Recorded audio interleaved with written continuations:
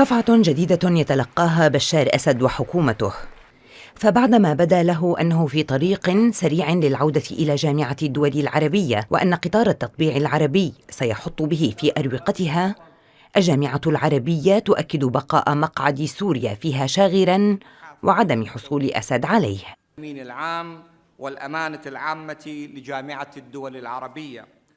أمين عام جامعة الدول العربية أحمد أبو الغيط أشار في مؤتمر صحفي عقب ختام اجتماعات الدورة 159 لمجلس الجامعة على المستوى الوزاري إلى أن الوزراء العرب ناقشوا خلال الاجتماع المغلق الموضوع السوري، مشدداً على ما وصفه عدم وجود خريطة طريق أو رؤية واضحة بشأن كيفية التعامل مع الملف في إطار جامعة الدول العربية، وأنه لا وجود لتوافق عربي حول سوريا وعودتها.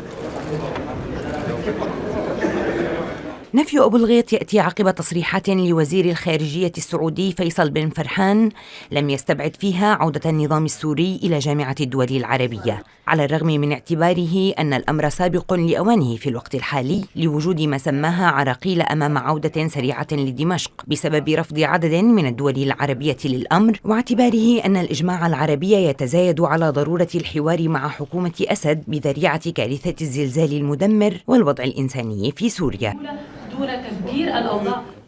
محللون سياسيون اعتبروا تجديد الجامعة العربية رفضها عودة أسد إليها يأتي في إطار التحركات الأمريكية وتهديدها المباشر بفرض عقوبات على الساعين إلى تعويم أسد وتطبيع العلاقة معه، وأن قطار التطبيع العربي فشل في الوصول إلى محطة إعادة تدوير أسد من بوابة الزلزال ومساعدة السوريين المتضررين في الكارثة. الشعب السوري له مكانته لدى الشعب المصري، والهدف من هذه الزيارة هو هدف في المقام الأول إنساني لنقل التضامن على مستوى القيادة ومستوى الحكومة ومستوى الشعب المصري للشعب السوري.